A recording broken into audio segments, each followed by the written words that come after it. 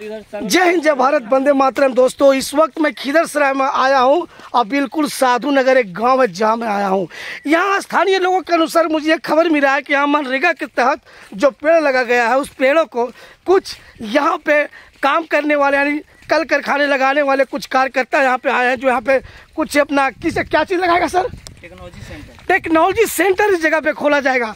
लेकिन ये technology centre खोला कब जा रहा है? जाकर के मनरेगा के तहत यानी बिहार सरकार और केंद्र सरकार के तहत जो पेड़ लगाया गया है उस पेड़ को काट करके खोला जा रहा है। तो बन रहे हमारे वीडियो के साथ देखो, पेड़ को काट करके बिल्कुल ही इस तरह मनरेगा के तहत जंगलों की कटाई किया जा रहा है कि मानो लगता है कि ये उसकी बाबूजी का संपत्ति था जिसने भी ये टेक्नोलॉजी फॉर्म इस जगह पे खोल रहा है। ये देखिए पेड़ों को कटाई, ये देखिए।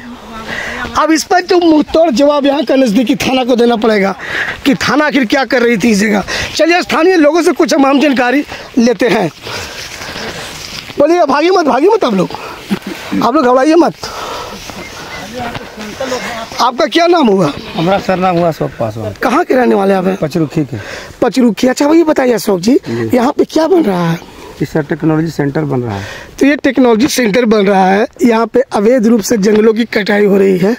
ये किसके अंडर में टेक्नोलॉजी फार्म बन रहा है? जो ये सर तो एक इंजीनियर है दो, उनका नाम है विवेक और एक और का नाम भूल रहे हैं।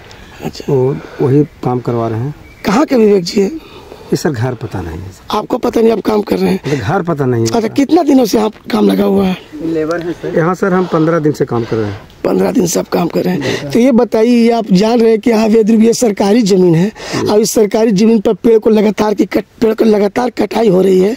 इस कटाई के तहत जहाँ सरकार कहती है पेड़ लगाओ, जंगल बसाओ, और इस सरकारी ज़मीन को मतलब एक तरह से मान लिया जाए भू माफिया हड़प रहा है। तो क्या जैसे इस काम को आप जान करके आप लोग कर रहे हैं कि अनजाने में कर रहे हैं? न सर, हम तो जब 15 दिन से आए थे तो जब कब जुड़ैया काम शुरू हुआ है जब से हम आए हैं। चलिए सर, आप क्या करते हैं यहाँ पे? अच्छा, आप ये बताइए, सबसे पहले आपने जानकारी किसको दिया था? सर जानकारी तो यहाँ का लोकल ग्रामीण जो यहाँ पे हरजन लोगों का ये बस्ती है। अच्छा, पूरे का पता है। आप कहाँ के रहने वाले हैं? हम तो पचरुखी, मेरा घर हुआ सर। अच्छा, और इसका पर जोन रोक लगाने के लिए आता है सर, उसी पर केस फाइल किया जाता है। केस फाइल किया जाता है।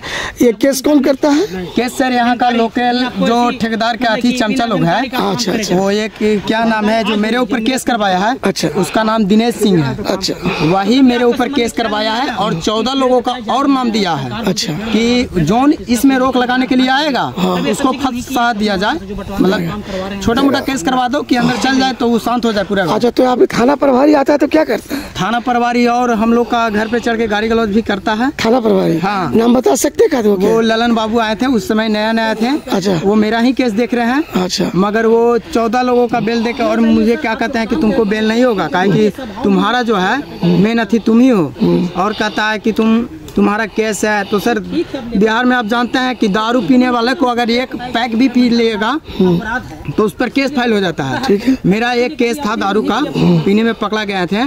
वही केस को लेकर मुझे बेल नहीं अभी तक दे रहा है और इसमें जोन रोक लगाने के आता है उसी को केस कर देते हैं। यानी कहा गया कि इसमें थाना प्रभारी का भी हाथ है? हाँ, थाना प्रभारी का तो हाथ है सर, कि हम लोग पर थोड़ा सा दबाव भी देते हैं वो सब। और यहाँ जो है राजनीतिक तौर से ही काम हो रहा है। अच्छा, तो ये देखिए बिल्कुल ये घनघोर एक तरह से मान लिया है तो पर्यावरण को सुख शांति देने के लिए यहाँ पे जंगल है, लेकिन इस जंगल को अवैध रूप से काटा जा रहा है। जब मैंने यहाँ का थाना प्रभारी से बताया है तो थाना प्रभारी ने जवाब दिया कि मैं जल्द ही आ रहा हूँ। अब वेट कीजिए, थाना आने के बाद इसकी जवाब मैं उनसे उनके मुखार बिंदु से आवाज़ सुनूंगा।